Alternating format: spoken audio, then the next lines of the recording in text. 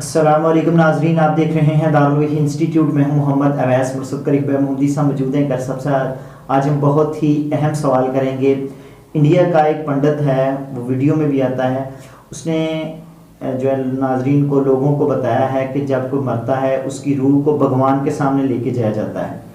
تو آج ہم کرسب سے پوچھیں گے قرآن و حدیث ہماری کیا رہنمائی کرتا ہے، جب انسان فوت ہوتا ہے تو اس کی روح کو کہاں لے کے جایا جاتا ہے۔ آج ہم شخص سے پوچھیں گے۔ السلام علیکم۔ وعلیکم السلام ورحمۃ اللہ وبرکاتہ۔ الحمدللہ وحدہ والصلاۃ والسلام علی من لا نبی بعدہ۔ اویس صاحب، آپ نے بہت ہی بہترین کویسچن کیا ہے، آخرت کے متعلق ہے اور مرنے کے بعد اس کے متعلق یہ سوال ہے۔ جب کوئی انسان فوت ہوتا ہے، اس کی روح نکلتی ہے، تو اگر تو وہ نیک ہے تو اس کو کہا جاتا ہے کہ ارجعی الی ربک راضیۃ مرضیہ۔ تو پہلے اس کے الفاظ سورہ فجر میں 30 نمبر پارے میں کیا آ رہے ہیں؟ یا ایتھا النفس المطمئنہ، اے اطمینان والی روح، لوٹ جا اپنے رب کی طرف، اور وہ تم سے راضی ہو گیا اور تو اپنے رب سے راضی ہو گیا۔ تو اب یہ ہے کہ اگر کوئی انسان فوت ہو جاتا ہے تو اس کی روح اللہ تعالیٰ کی طرف جا رہی ہے، تو اب جانے کے بعد اس کو پھر وہ جنت میں لے جایا جاتا ہے۔ اسی طرح اگر کوئی بری روح ہے تو اس سے کہا جاتا ہے کہ اے نفس خبیثہ، تو لوٹ جا اپنے، یعنی کہ اس کے جسم سے نکل جا، تو اس کے جسم سے اس کو مار مار کے نکالا جاتا ہے۔ بلکہ حدیث میں آتا ہے جس طرح قریب کا دوپٹہ کانٹوں کے اوپر ڈال کے کھینچا جاتا ہے، ویسے اسے کھینچا جاتا ہے۔ وہ جس طرح اس کو لینا لینا کر دیتے ہیں کنڈے، اس طرح یہ بندے کے جسم کو کر دیتے ہیں۔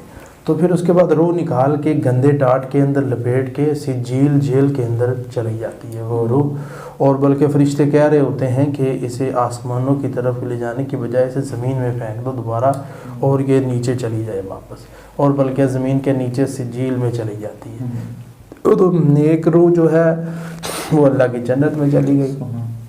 تو اب اس کے بعد کیا ہوتا ہے؟ وہاں سے اللہ تعالیٰ نیک روح کو دوبارہ میت کی طرف بھیجتے ہیں۔ جب ہم قبر میں اسے لے جاتے ہیں، دفن کر دیتے ہیں، دفن کرنے کے بعد ہمیں واپس نہیں مڑتے، ہمارے قدموں کی آہٹ میت سن لیتی، تو روح آ گئی اس کے اندر داخل کر دی گئی، تو فرشتے اس سے کویسچن کر رہے ہوتے ہیں من ربو کا ما دینو کا، اور اسی کے ساتھ تیسرا ان کا سوال ہوتا ہے من نبیوں کا، من ربو کا، من نبیوں کا، ما دینو کا، یعنی تیرا رب کون ہے، تیرا نبی کون تھا، اور تیرا دین کیا تھا۔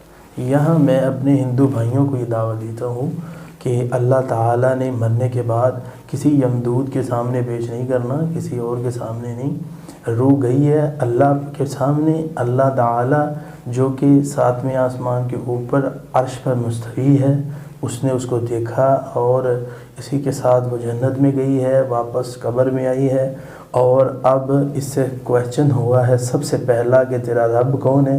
ہمارا رب کوئی مورتی نہیں ہے، نہ کوئی ہمارا رب اور ہے، ہمارا رب وہ ہے جو 7 آسمانوں کے اوپر ہے، جس نے اس آسمان کو، جس نے اس زمین کو، جس نے انسان کو پیدا کیا ہے۔ تو اس کے بارے میں سوال ہو رہا ہے۔ نیک شخص ہے تو وہ کہتا ربی اللہ، میرا رب اللہ ہے، اور برا آدمی ہے وہ کہتا ہے سنتے تھے کوئی رب ہے لیکن میں نہیں جانتا۔ اسی طرح وہ پوچھتے ہیں تیرا نبی کون ہے، نیک آدمی کہتا ہے نبی محمد، میرا نبی محمد صلی اللہ علیہ وسلم ہے، لیکن برا بندہ کہتا ہے میں نہیں جانتا۔ اسی طرح پوچھتے ہیں تیرا دین کیا ہے، نیک آدمی کہتا ہے دین الاسلام، میرا دین اسلام ہے، تو برا بندہ کہتا ہے کہ میں نہیں جانتا۔ تو اس لیے اسلام کا ہونا اشد ضروری ہے۔ تو کوئی بھی روح آسمانوں پہ جاتی ہے، اب اس پنڈت کا یہ کہنا کہ وہاں ایک LCD چلتی ہے اور وہاں LCD میں انسان کے گناہ دکھائے جاتے ہیں، تو یہ پاپ کرتا رہا، تو یہ کام کرتا رہا، پھر اس کو سزا ہوتی ہے، سزا ہونے کے بعد پھر ہمیں اچھی جگہ پہ بھیج دیا جاتا ہے۔ ایسی نہیں ہے باتیں۔ ہاں، اللہ تعالیٰ بندے سے قیامت کے دن حساب لیں گے، سب کچھ ہوگا، اور حساب و کتاب ہونے کے بعد اگر اس کے پاس کلمہ ہوا تو وہ اللہ کی جنت میں جا سکے گا۔ کلمہ نہ ہوا تو اللہ کی جنت میں نہیں جائے گا. لا الہ الا اللہ محمد رسول اللہ ہونا ضروری ہے.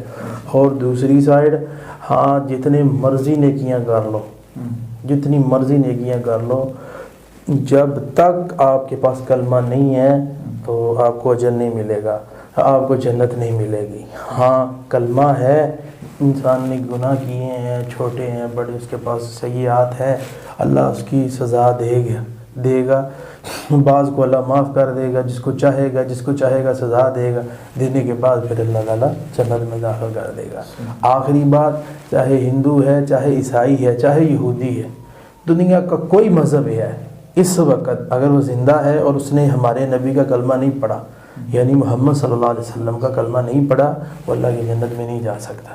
جس کے پاس کلمہ ہے انشاءاللہ تعالیٰ وہ اللہ کی جنت میں چلا جائے گا. جی ناظرین، اگلے پروگرام میں پھر حاضر ہوں گے. ہمیں اجازت دیجیے. اللہ حافظ. قد صدقت الرؤيا إنا كذلك نجزي